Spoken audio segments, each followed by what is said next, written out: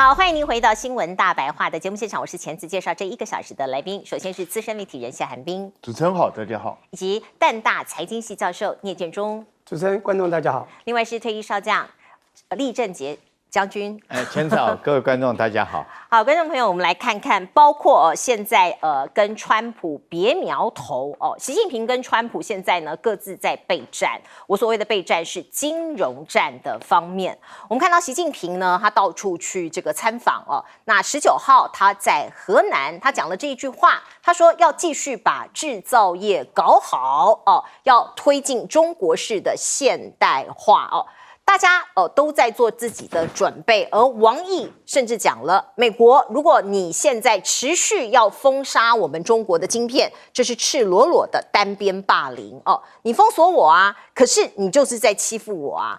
我们再来看看呢，中国大陆的商务部就讲说你美国对我华为的晶片发出禁令，你个人或者组织你执行的话，就是违反中国大陆的法令叫做反外国制裁法。必须承担相应的法律责任，两边都把调子拉得很高都把话说得很狠。可是我们看到有一个国家已经挑战了美国的极限，挑战了美国的权威，就是马来西亚它将成为第一个在 AI 基础设施里头采用华为腾升晶片的国家。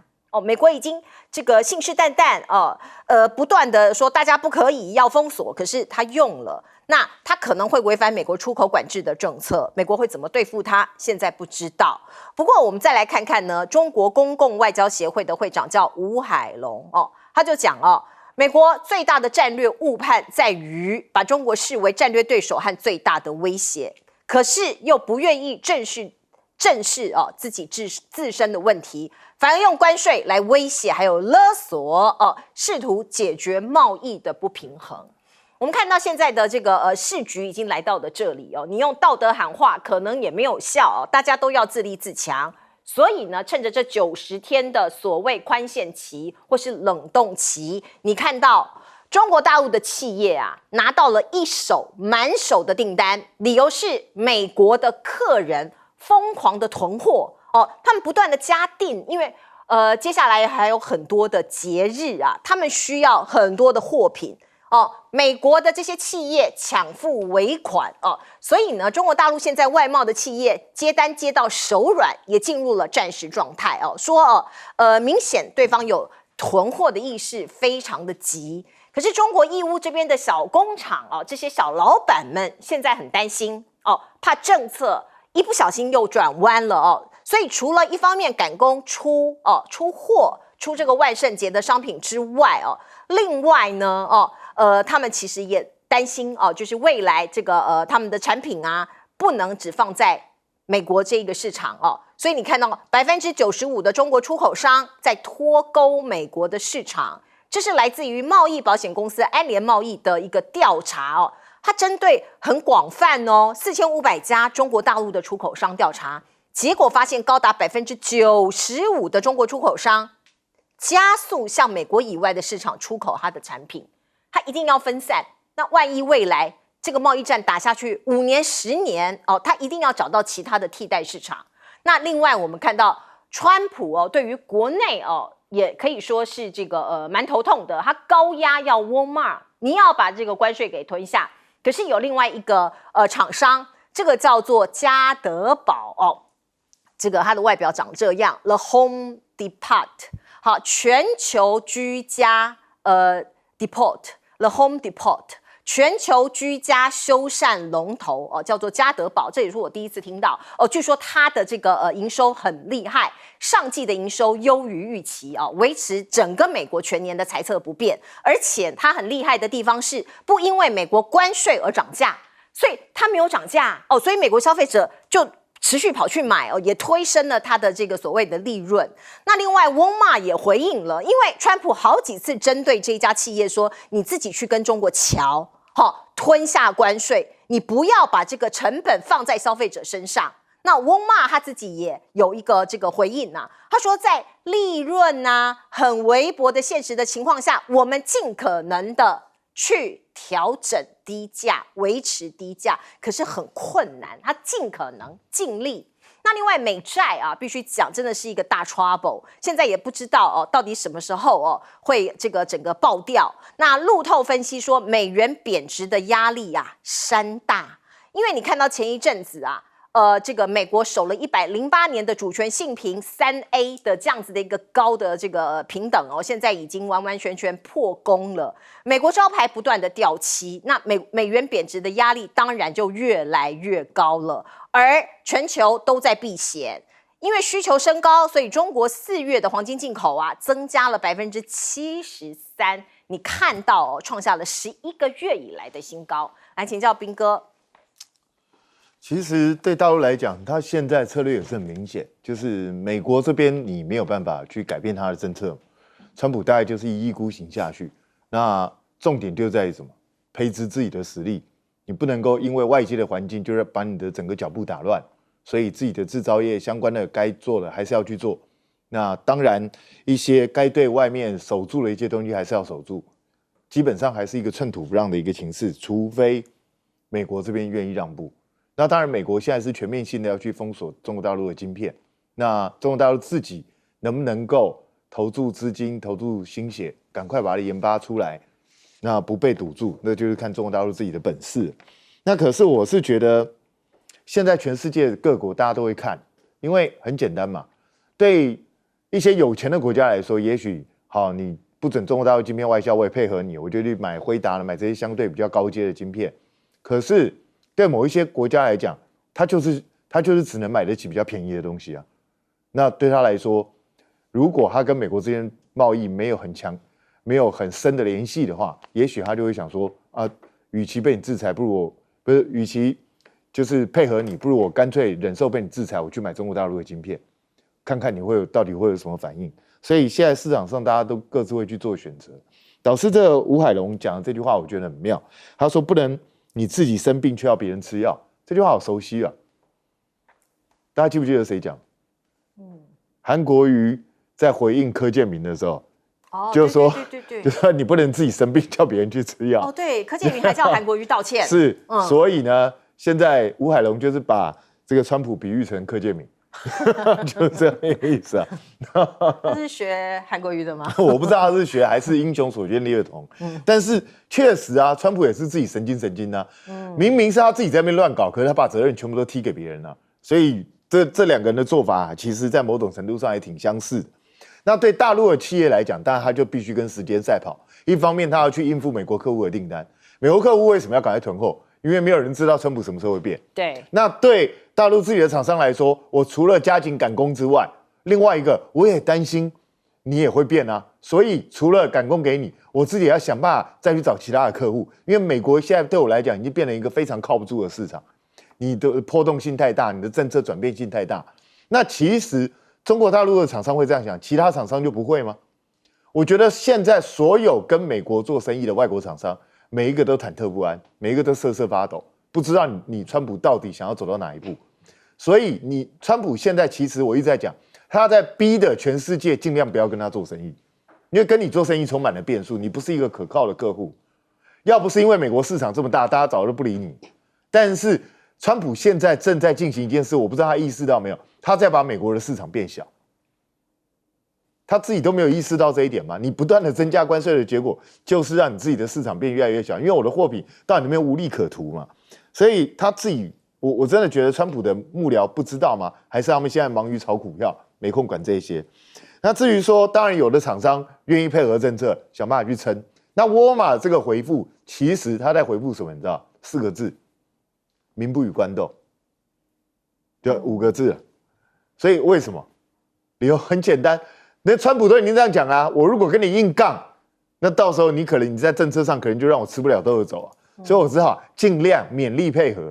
可是这就跟这个欠债的人一样，每次债主来讨债的时候，他都说我尽量，你给我1个礼拜，我一定想办法还给你，到最后还不是一样，就是这样，这就是拖延时间的战术。那为什么大家现在要选择拖延时间？你看韩国、日本，每一个国家都在拖延时间，因为在等看你美国什么时候自己会先撑不住。马上6月就要到，你美债的压力这么大，美元的压力这么大，你川普，你确定你这样子一直拖下去，你撑得住吗？所以我觉得重点就是在于，如果川普能够撑过这一轮，那当然世界各国可能就不得不跟他妥协。但如果他撑不过的话，美国自己恐怕吃不了兜着走。建中老师 OK， 我先讲一下，大家如果知道这个产业分级有分4级嘛，甚至当然可以分更高阶。第1级就是农林渔牧，第2级是把它去加工叫制造业，第3呢是服务业，第4级产业这个很特殊，其实它是2的平方。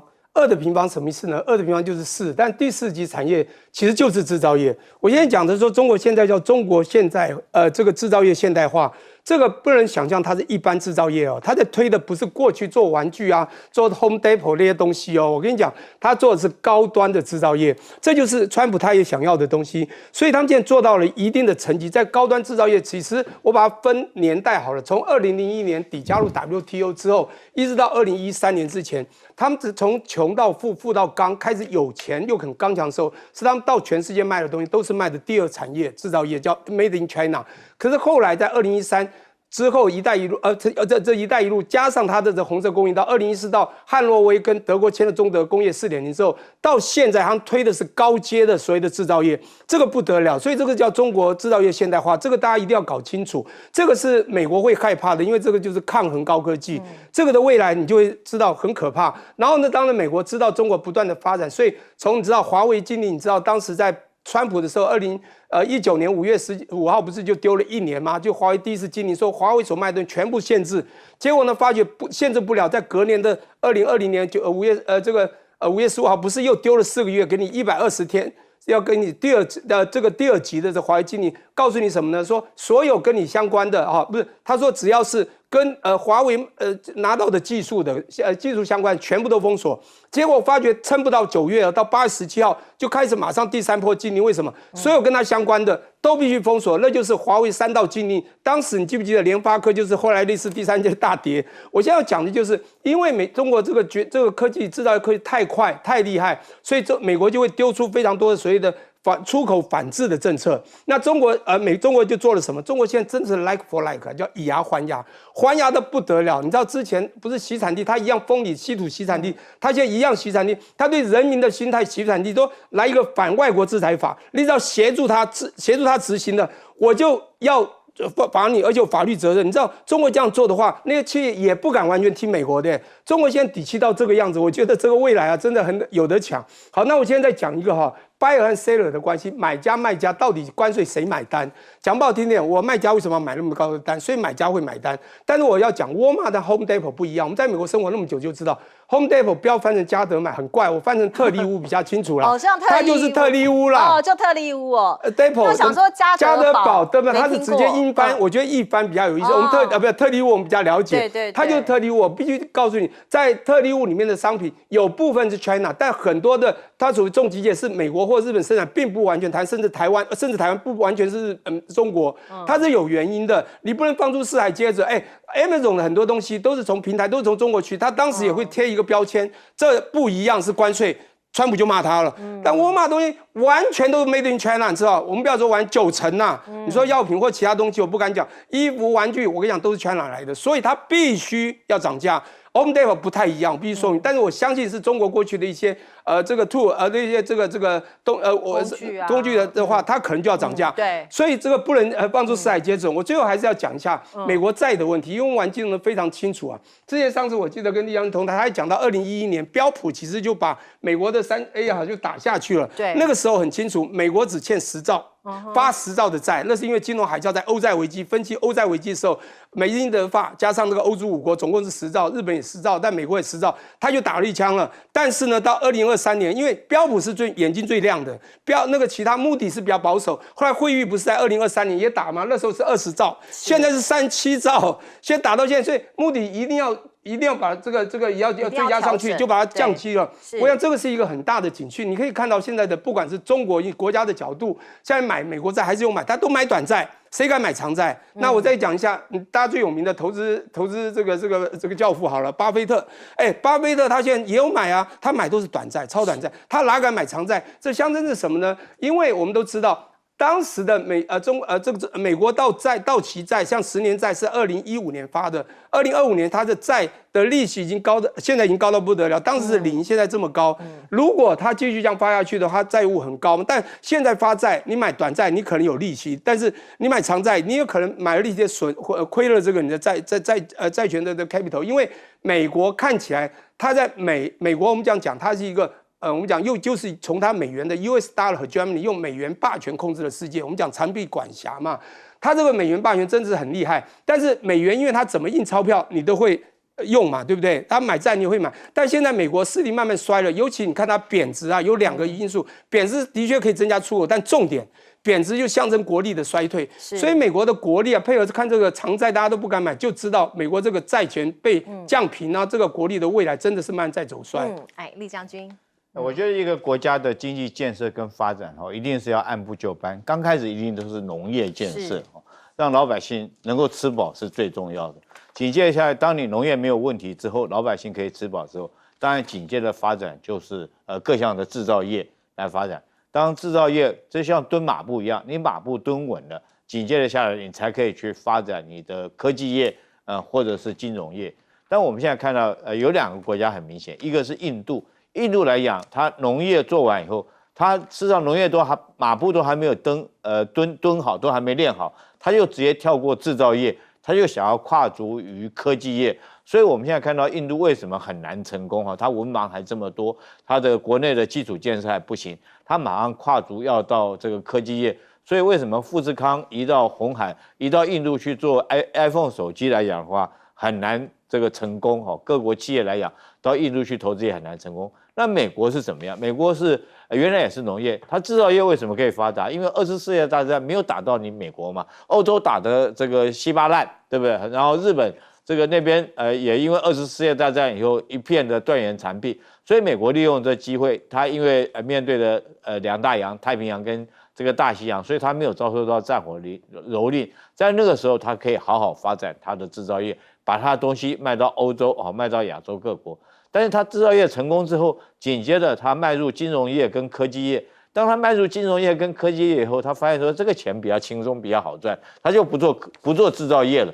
所以我觉得习近平讲这话非常非常的重要。他意思说，这个制造业是一个国家的经济发展之本你不能丢掉，你必须在制造业还是要加强这个制造业。但是他要注意到，中国的制造业已经有在转型了他以前的制造业不再停留说像以前做鞋子、做衣服、做玩具、做圣诞树但不只是这些了。他慢慢现在注意到什么？他发展到什么？他进阶到这个做电动车，对不对？进阶做这个电池的功能进阶做太阳能，所谓新三样已经开始出来，这也是制造业。它慢慢向比较这个高端的制造业来发展，我觉得这是中国成功的地方。当然，未来它一定会朝晶片来发展，这是必然的一种趋势，因为晶片制造也是一种制造业，我觉得它是必然的一个趋势了。是大家都知道，川普好大喜功，经常非常的夸大。那现在他说要让美国再次强大，那国防军武这个部分也是重中之重所以他宣布了他要做一个计划，叫做金琼飞弹防御计划，保护美国人免受外国人攻击，3年之内就要投入使用你看他怎么说？他说好，我们金琼系统可以让美国再度安全，不管你来的是弹道飞弹还是高超音速飞弹，你来什么我挡什么可是要多少钱呢？我们可以看到他要投入第一批要250亿美元那最终成本要1750亿美元。那有一些网友就说，金琼好耳熟是不是铁穹来的？是 upgrade 版吗？因为以色列有铁穹系统铁穹防空系统据说也是蛮厉害的。而另外我们看到川普还讲了什么？他说我们现在要把这个 F-35超级升级，把它变成双发动机的 F-55，因为我不喜欢单发的这个发动机的机型，所以我要双发动机的机型。那 F-22我也要把它升级变成超级战机那很多人都觉得说，你也不是军武专家，你下这样的命令是真的假的是真的对你的国防对你的武器有帮助，还是你只是好大喜功而已呢？另外我们看到呢，他爱吹牛或是爱夸大的例证可以说贻笑大方。让国际间变成一个笑话。这是来自于 CNN 的报道，记得吗？他去中东访问之前，不是传出说，卡达要送给他一架飞机波音747的飞机，当做他的空军1号。川普还说谢谢啦，卡达真的是好搞勒手哦。可是现在 CNN 说了，根本就是川普政府先去问卡达说，你有没有飞机可以先借我们用，或者是卖给我们，或者是租给我们。五角大厦已经联系了波音公司哦，因为他原来要做给这个川普的空军1号还没有办法立刻接上，所以呢才跑去问卡达跑去中东问，结果川普居然对外讲说这是卡达王室慷慨致赠，而且说这架总统专机是免费无偿。胡说八道他自己这样讲卡达也出来讲说没有哦，没有要送你哦，我们这是要租给你的，甚至是要卖给你的。那对于川普来说，他要打造一个又大又美的美国，所以他出了非常多的计划，很多东西都可以卖，只要可以明码标价的，他都能卖，包括频谱。你可以看到他现在要求国会把这个600 MHz 的频段纳入又大又美法案中整个包裹起来这个又大又美的法案里面林林总总非常多。我们可以看到呢，包括现在他跟他的党这个议员们其实有一些争端，包括他希望能够减税或者是某种程度呢把这个州税跟地方税额的扣除额提高。可是呢，美国有一些这个党派有一些议员其实意见不一样，所以呢变成了党内的博弈工具。而另外呢，包括个别的医疗补助，像是儿童的医疗补助有一些议员就想要动脑筋，他火力全开，直接出口骂他说，你别想在这个医疗补助上面乱搞一方面他很强硬，一方面他其实某种程度也是不讲道理的。我们再看 CNBC 的说法他说川普是现在在催共和党支持通过一项主要的减税法案，因为他必须让选民能够相信他，或者是继续支持他。而另外呢，这个蛮有趣的因为现在美国也陷入了某种程度的分裂，跟台湾一样，一个国家2种意见，有反川普的，也有非常支持川普的你可能不能搞错，还有一大群人非常支持川普，可能40% maybe 30几%，不知道。那这些人呢就会说奇怪，为什么会有反川普的人，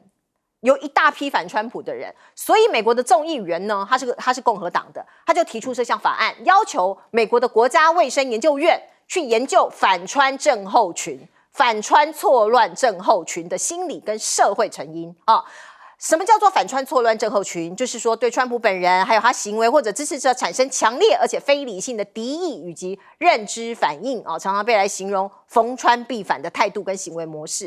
因为的的确确其实不只是美国啦，全世界都有这样的人，都觉得川普做的一些事情觉得非常惊讶我们刚刚前面也谈得非常多。那美国境内这些人呢，就有议员就是说我们要去研究一下这些人的心理到底怎么了。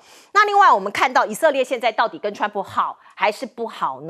看起来是有决裂你看到以色列准备攻击伊朗的核设施这是美国获得的情报那可是川普现在一直寻求跟伊朗跟德黑兰达成外交协议那你以色列这样搞不是在拆川普的台吗？所以美国官员就讲以色列这样子是跟川普公然决裂，可能会引发中东地区更大范围的冲突。那我们再来看看呢，如果没有中俄做后盾恐怕没有中俄做后盾，伊朗最高领袖说，那我没有办法跟美国达成核协议，因为美国想要跟他达成这个核武器的协议嘛，可是呢这个他的条件其实不好，很严格很严厉，所以这个哈米尼他就讲了，不期望跟美国的谈判会达成结论。来请教彬哥。川普说他要建立精穹，而且3年之内就可以投入使用。他说的基本上这个可能性几乎是0，因为请问一下，你说你的这个系统未来可以防极音速飞弹，请问一下，美国目前有这个技术吗？你确定3年之内就研发得出来？然后对那种多弹头分导的弹头、核弹头，请问你怎么拦？人类现在没有这个技术你根本没有的技术，你怎么在3年之内就投入使用？我不知道，因为铁穹也拦不住所以他是金穷。是啊，比铁更高就金。铁穹现在被证实，有的时候他连一些无人机都拦不住了。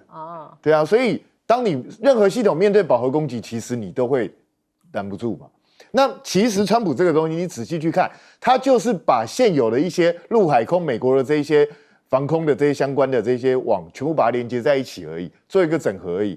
那你现有的东西整合，你也只能拦现有的东西啊，顶多效率更高一点。但是你不可能拦到超过你科技能力范围的东西嘛，所以我觉得这个基本上就是个吹牛了。然后说要什么超级 F-22，什么 F-55，真的研发一台战机有这么简单吗？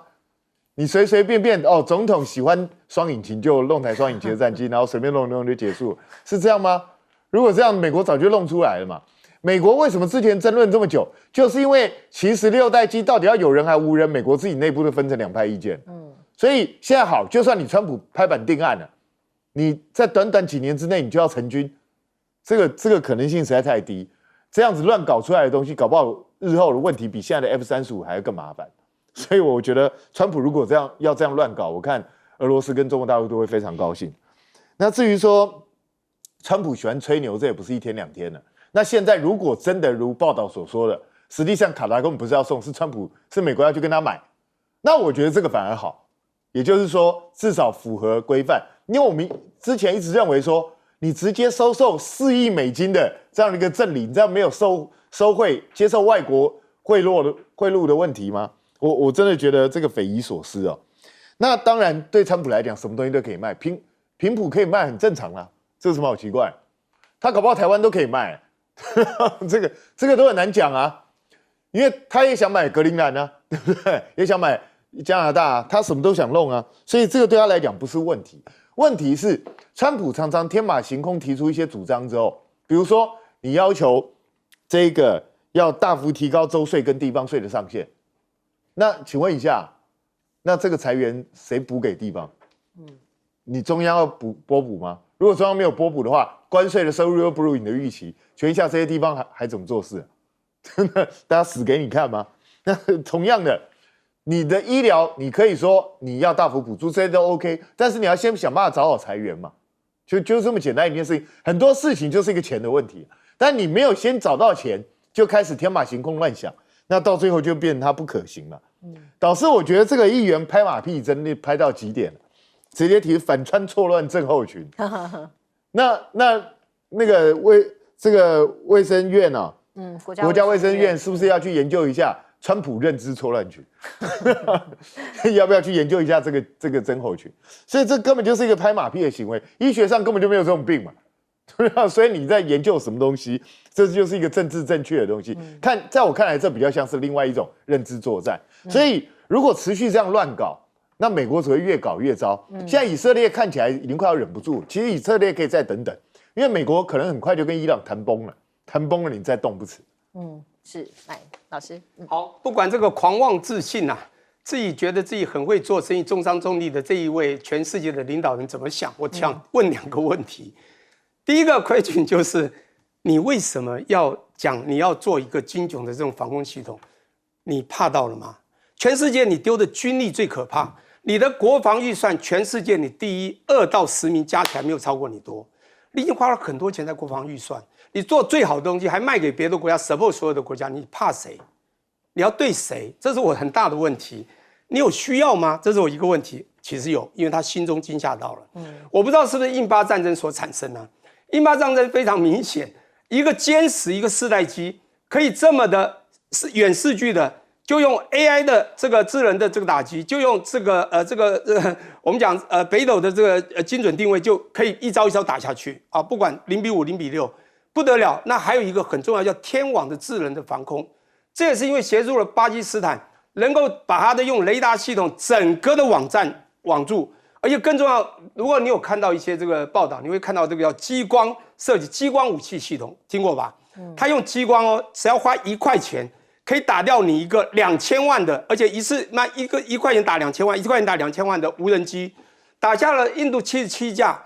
加起来2.5亿啊，这个2000万乘以这个77，这样的一个状况，全世界当慢慢大家 news 出来，尤其这些高层很知道这个背景的时候，他觉得怕了。我也要做这样的系统，到时候你打来的时候，我也要防你。其实我在想，如果你是世界第一，你需要吗？你的防卫不是已经是世界第一了吗？这是我好奇的。第二，你的战机35还有什么到55 F55，你要干什么？你去看全世界的媒体报道，全世界战机排名第1名就是你 F35了，你还怕谁啊？还要更好，所有人都跟在你后面，你就第1名了嘛，你还要冲到第0名吗？我觉得他不知道在想什么。答案很简单，因为中国其实隐形中神秘最可怕。中国到底有多厉害？国防部到底跟他讲了什么？这次在印巴战争秀出了什么东西？我觉得他心中惊吓到。第二个问题也很重要，我觉得很扯。美国的赤字很高，budget deficit。什么叫赤字？政府支出减税收，政府支出很高，税收你要降税，你要学雷根时代总统要 cut tax， 然后你要学 lava curve。减掉的价格，你创造量你可以多，你错。第一，你的制造业不可能多到你可以真的创造量。第二，我觉得一个很可怕的东西就是美国的赤字啊，我跟你讲，现在已经到4兆，去年7兆多的支出，减掉它的税收3兆多，4兆除以它的 GDP 哦，当然将近30兆，我跟你讲是10多%、12%、13%，你知道这多高吗？你知道在几年2、3年前还是2兆除以28%的时候？那时候就6%了，就远超过全世界的4%的标准。你去看欧盟定的那个所谓的 criterion， 当时要 converge 15个国家的时候，12个国家，当然英国英国不想加入，其他12个国家加入，有一个国家死都加入不了。后来检视没有一个国家合格的，就4%都达不到。我想4%的确那是一个安全标准，它早就超过了。你现在到10几%，你还要减税，这我第二个问题，你减税是为了什么？其实我也搞不太懂，所以我在想。川普，你有没有一个比较宏观，就是把自己的美国真的带上一个真叫 MAGA 的一个愿景？你的 MAGA 是你设想出来的，你的 MAGA 只有一个工具，那个工具叫 tariff 关税，你只有一个手段，就是玩关税。那后来这些东西都是因为看到了中国一旦的逼近你害怕了，你才做的动作。你玩的关税也因为中国的 like for like， 他配合你的做法，洗产地，他也帮你洗产地，不让稀土给你。你就怕了，这时候你就把它降到这么低，10比10嘛。我讲20%那个10比3，那20%是分代题的问题。你不就是很明显的知道，你现在发觉你好像有一点好像，不学无术，你只知道做生意，生意只知道谈钱。你发现科技这么重要，军事这么重要，这个制造业这么重要，那个原始这个高科技材料这么重要，你最后才发现你错了。我觉得这个川普可能要有人教他一下。是来。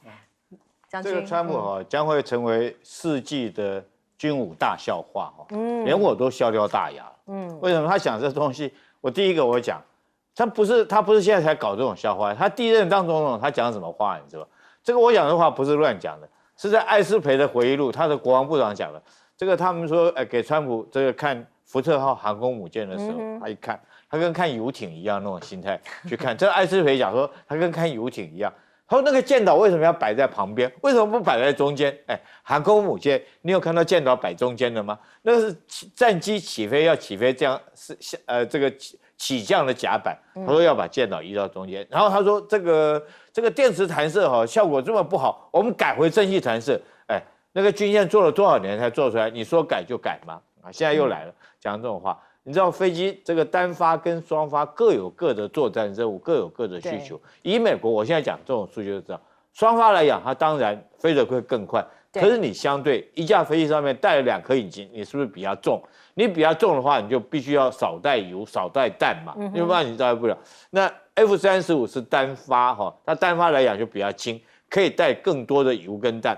我用这数据给各位看，你就知道 F-22是双发的。它作战半径只有850公里然后 F-35是单发，都是美国的战斗机，当然它飞得比较慢它马赫只有 1.6 马赫 ，F-22可以到 2.2 马赫，因为它双发的，但是它作战半径 F-35单发作战半径可以到1239公里这么远，因为它可以带着比较多的油嘛。那军中设计飞机来讲，是因为我的作战任务、我的需求，我来设计任务。我觉得川普他可能是看到说是中国歼30会搞出一个3发所以他也要把这个 F-35搞成双发要跟中国变一下。我觉得你这样，如果照这种心态来讲我觉得迟早川普会下令他的国防部长去研究一具4发的战斗机在这个发动机数量上面一定要比拼过中国。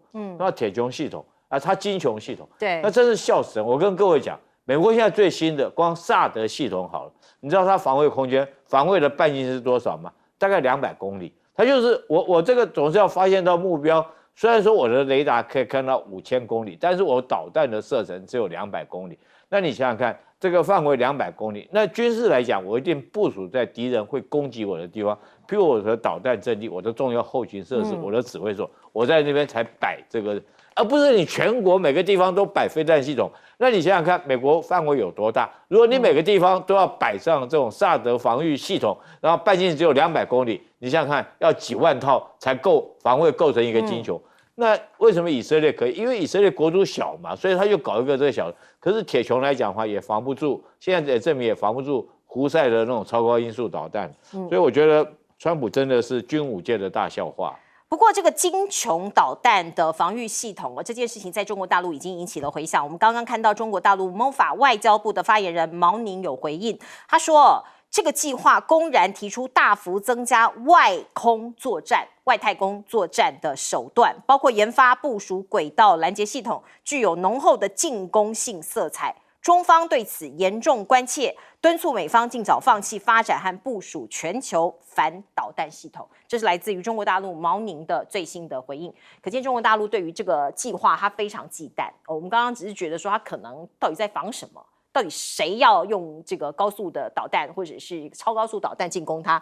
可是毛宁的说法显然它是有一个攻击性的一个目标。但是我特别讲，这个雷根时代他就做过了，这个星际作战计划嘛，他就希望你这个弹道导弹打到太空之后，我在太空之中将你这个核弹将你击毁，因为能够打到美国本土的只有这种洲际导弹。是。但是那时候雷根证明他就失败了嘛，因为那时候雷根之所以失败，倒不是科技不行，是花费的钱太多了。OK， 所以现在看起来，川普是想要重拾雷根那个时候的计划。他想要学雷根，但是我觉得这个经费太庞大，而且你现在拦的不是以前那种，而是中国现在那种超高音速导弹10倍以上马赫的那种速度，你怎么去拦呢？不过显然，这个金穹的这个飞弹的所谓的铁穹金穹的一个防御的计划看起来比我们想象中还要更复杂我们随后都有更详细的报道。不过我们先来看看印度这个国家，真的是最近在国际间，尤其在军武迷的眼中，它变成了一个大笑话为了大内宣，他说了很多谎。我们先来看看现在印度先公布战利品，他说在这个印巴战争里头其实是大获全胜的，包括他展示了被摧毁的武器当然是从巴基斯坦这边过来的武器。他说有中国大陆制的 A100火箭炮霹雳15空对空导弹，他把这些尸体残骸都给他的国人说，你看我们把他们打下来了。可是一般的国际媒体大概都知道发生了什么事情，因为刚刚将军讲了嘛，6-0或是5-0，基本上我们看到印度在对国内的民众发动认知作战媒体瞎扯巴基斯坦节节败退，经济学人都忍不住说话了，说这是极端民族主义攀上愚蠢的巅峰这个话讲得很重我们进一步来看经济学人怎么说，他说印度的媒体这些主播看起来非常一本正经的在说瞎话。他说了什么？他整理下来了，印度海军对克拉斯港发动攻击，这没有的事情大家应该都知道吧？印度陆军已经越过边界打进巴基斯坦，这也没有发生。还有第三，巴基斯坦总理害怕印度的空袭，已经选择撤退到掩埋体，这也没有发生。还有呢，他说巴基斯坦的陆军参谋长在一场政变中遭到罢黜，这也没有发生。可是我们可以看到印度的主播们却对着这个镜头讲这样的话，所以一般的印度民众是相信的，他们打了大胜仗。那我们再来看看呢，包括前印度的海军参谋长也在报纸上面写了这么一大篇当然是记者访问他的，他高调的宣称印度海军在新杜尔行动，就是这一次的这个行动中，一声不响的把巴基斯坦的海军封锁在港口内。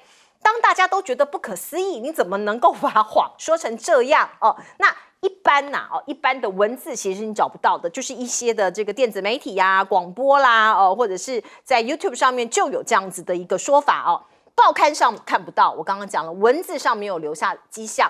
可是印度的广播电台包括广播包括电视台却认真的播报了这些假消息，甚至宣称所有的资讯我们都经过查证。好，这是来自于《经济学人》的批评，他们认为这非常的可怕和愚蠢。不过，我们再来看看呢，印度人的确被激发出来爱国心，过去几个世纪好像都是这样做。包括你看到呢，有一项民调显示，如果中国跟印度开战的话，72%的印度人认为他们可以打赢中国，而还有一个画面啊。上一次将军也跟我们讲了，说每一次的阅兵啊，大家都在看这个奇观。这是来自于印度的边防部队的摩托车队的冒险家车队，他会在这个所谓的这个各种的阅兵啊，或者在训练的时候呢，会组成一个特技队。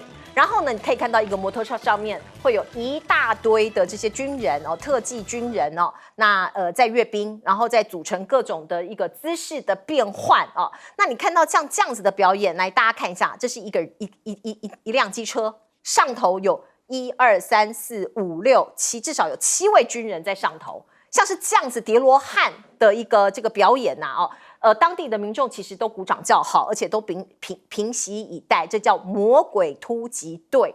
那我记得2015年嘛，这个美国总统奥巴马还有去看他们的阅兵，他也在这个观众席上面看呆了也是不断的鼓掌。那为什么要这样做？其实他们是有理由的。印度人说，这项表演是为了体现印度边防部队不仅能够保家卫国，在其他方面也能够表现出高效、精准和无私的奉献。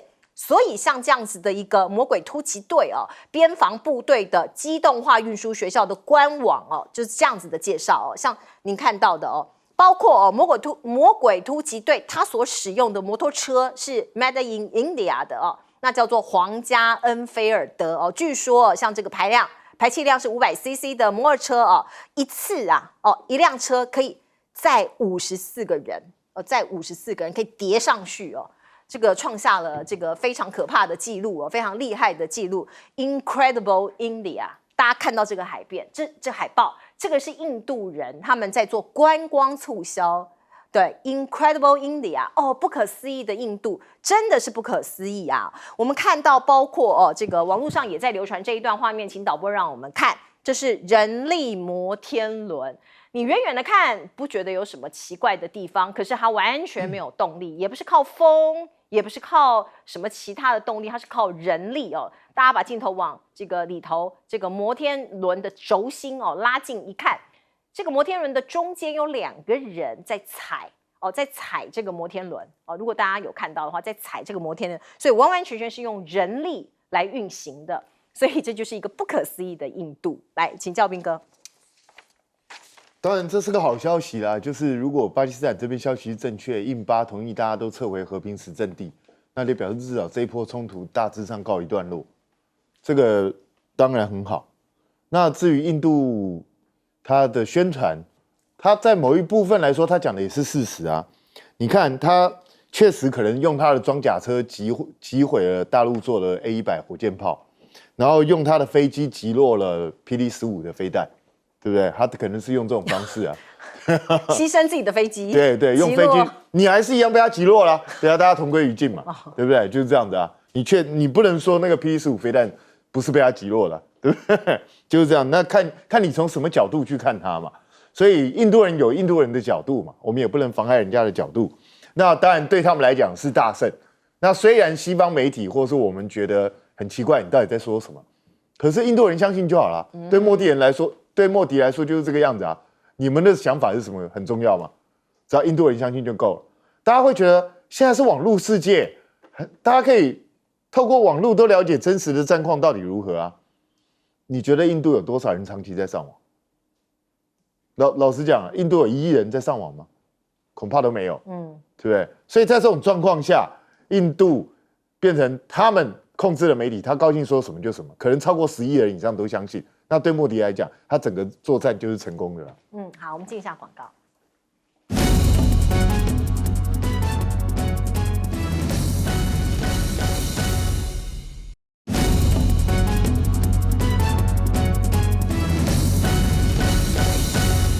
好，我们来请教将军怎么看印度的军力。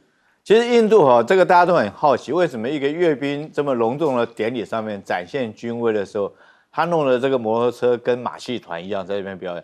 其实它有它历史的由来啦。因为我们知道印度是英国的殖民地哦，那时候英国军队到了印度之后，因为那时候英国刚好已经工业革命完了嘛，所以它很多已经不是军中的机动来讲，已经不再是用马匹了，而是用车辆来代替。除了汽车来讲，它就用摩托车。因为印度这个地方，英国可能觉得说，你这种地方我不需要用到我的战车或者是这个大型的卡车，我用机车就可以镇压你了，所以他们就骑个机车到去巡逻。那印度老百姓一看，哎呦，这个对于那种老百姓一看，哎呦，这个机车不得了，这么小一台车子可以跑这么快，而且会镇压他们，上面还带着士兵带着枪镇压他们，所以他们是因为惧怕这种机车，所以再把机车把它神格化，认为说是很厉害，所以说他们也因此而学机车。但是，其实我们国军有一阵子，我自己当连长的时候，有一阵子我有一个排是机车排的，就是那时候以前大家可能知道叫 DT 的越野机车，对，要专门去受训，怎么样骑，怎么样那个操作，一辆机车带2个兵，然后这个属于搜索部队来讲。但是后来我们也检讨，发现说这机车来讲的话，不适合战场使用，因为完全没有防护力。那以现在作战来讲，你知道一被发现很容易就被这个歼灭，这个没有生存能力。对，所以我们一般来讲搜索现在已经改成说是装甲车辆，甚至更先进，你应该用无人机去搜索，是啊，而不应该再用汽车耍宝这种方式。这感觉比较表演性质，应该没有实际的作战能力吧？没有，完全没有。好，我们进一下广告。其实有。